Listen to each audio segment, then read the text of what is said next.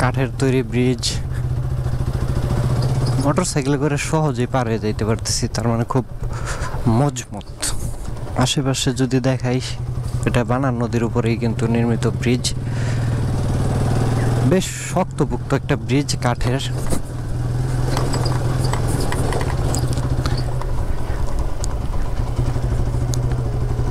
বারিশাবো এই এলাকার, এখনো বারিশাবো এলাকায় আছি। সামনের দিকে রাস্তাটা গেছে, এই রাস্তাটা কোথায় গেছে আমি একটু ঘুরে দেখি।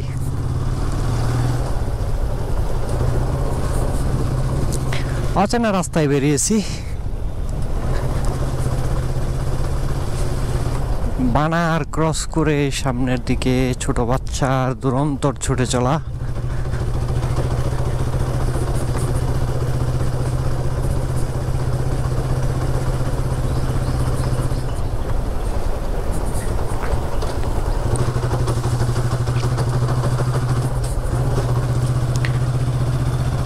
একটু টেকটিলা অঞ্চল, উঁচু নিচু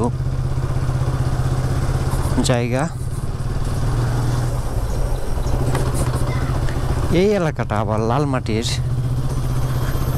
কারণ মাটিগুলা ওই পানারের ওই পারের মাটিগুলোর মতো সাদা মাটি না, এই এলাকা লাল মাটি দিয়ে গঠিত। যেহেতু পাকা রাস্তা, ওইরকম কোনো সমস্যা হবে না, লাল মাটি হোক আর যাই হোক। কিন্তু বৃষ্টি হলে আপনার ওই সাদা মাটির চেয়ে লাল মাটিগুলা খুব মারাত্মক আকার ধারণ করে। এই রাস্তাটা আসলে কোথায় দিয়া গিয়ে বের হইছে সেটা আমি সঠিক জানি না, তবে এই রাস্তার ভিউ পুরো একটা পাহাড়ি এলাকার মতো, উঁচু নিচু। একবার নিচের দিকে নামতেছি, আবার উপরের দিকে উঠতেছি, এরকম একটা ফিল, পাহাড়ি পাহাড়ি একটা ভাব আসলে এই এলাকায় রয়েছে। সামনে একটা মসজিদ আছে, এই সেই মসজিদ। আর এই রাস্তায়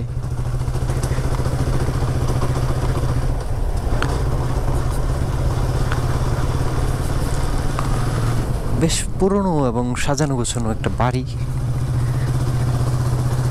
দেখতে ভালোই লাগছে।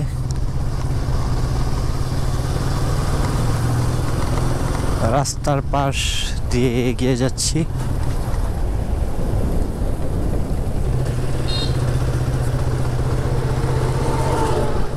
এই এলাকার নামটা কি সেটা জানি না আমি, যদিও গুগল ম্যাপে দেখলে জানতে পারতাম, কিন্তু ওরকম জানার মতো ইচ্ছা আগ্রহ কোনটাই আমার নাই, আমি জানতে চাইও না।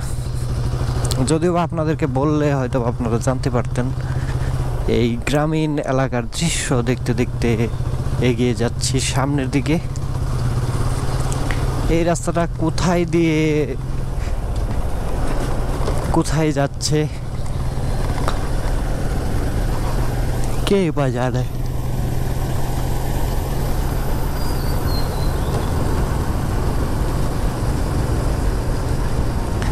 গ্রামের ভিতর দিয়ে বয়ে যাওয়া চিকন রাস্তা ধরে আমি এগোচ্ছি সামনের দিকে। মাটির বাড়িঘর, রাস্তাঘাট, গাছপালায় ভরপুর এক অঞ্চল, গাজীপুরের কাপাসিয়ার বারিশাবো ইউনিয়নের এলাকা।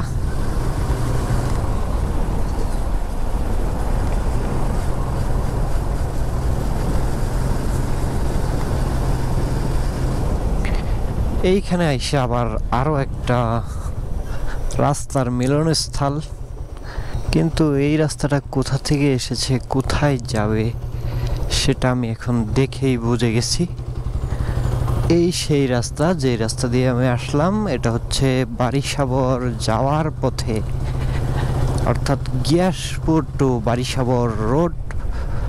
সামনে যেই বিদ্যুতের সাব স্টেশনটা দেখতে পাচ্ছেন, এইটার মধ্যে এই বারিশাবো কাপাসিয়া বারিশাবো চলে।